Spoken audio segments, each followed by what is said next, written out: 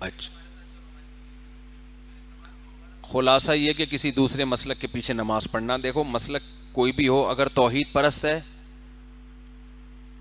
کافر نہیں ہے، تو نماز ہو جائے گی،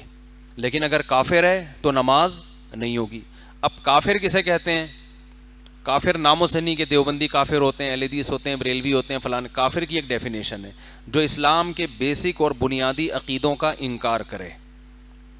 جو نبی کو عالم الغیب کہتا ہو، اور عالم الغیب کی ڈیفینیشن یہ ہو کہ ہر چیز کا علم تھا،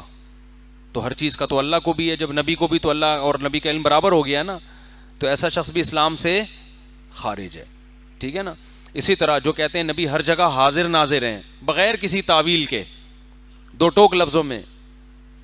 سب کچھ اپنی قبر سے ہر جگہ دیکھ رہے ہیں، ہر چیز کا ہر وقت علم رکھتے ہیں، تو یہ تو اللہ کی صفت ہے، تو اس سے بھی انسان اسلام سے خارج ہو جاتا ہے۔ آپ صلی اللہ علیہ وسلم کی بشریت کا، بشر ہونے کا کوئی دو ٹوک لفظوں میں انکار کرے کہ نہیں آپ نور تھے، فرشتے تھے، یا نورانی مخلوق، مٹی کے بنے ہوئے کی بنی ہوئی مخلوق نہیں تھے،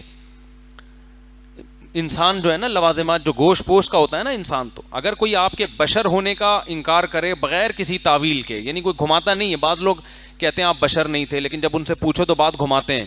کہ وہ اس لحاظ سے بشر تھے مگر اس لحاظ سے نہیں تھے، تو وہ پھر گھماتے ہیں بات کو، تو لیکن جو دو ٹوک لفظوں میں کہتا ہے تو پھر وہ بھی اسلام سے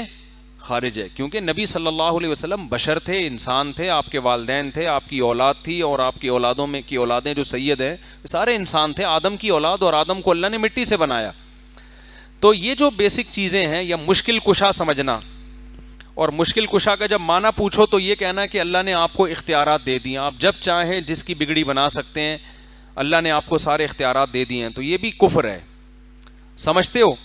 تو اگر کوئی یہ عقیدہ رکھتا ہے، چاہے وہ دیوبندی ہو، چاہے اہل حدیث ہو، چاہے بریلوی ہو، تو اس کے پیچھے نماز نہیں ہوگی۔ تو اتنے براڈ مائنڈڈ بننے کی بالکل ضرورت نہیں ہے کہ جوڑ پیدا کرنے کے لیے یہ کہنا ہے ہم ہر ایک کے پیچھے پڑھ لیتے ہیں۔ بھائی ہر ایک کے پیچھے، جیسے اسلام کا دائرہ ہے نا، اس دائرے سے آپ نکال نہیں سکتے کسی کو، تو ایسے ہی اس دائرے میں خود سے لا بھی نہیں سکتے، زبردستی اس میں گھسنے کی بھی کسی کو اجازت نہیں ہے۔ ایک باؤنڈری ہے اسلام کی، اس باؤنڈری کے خیال کرنا پڑے گا۔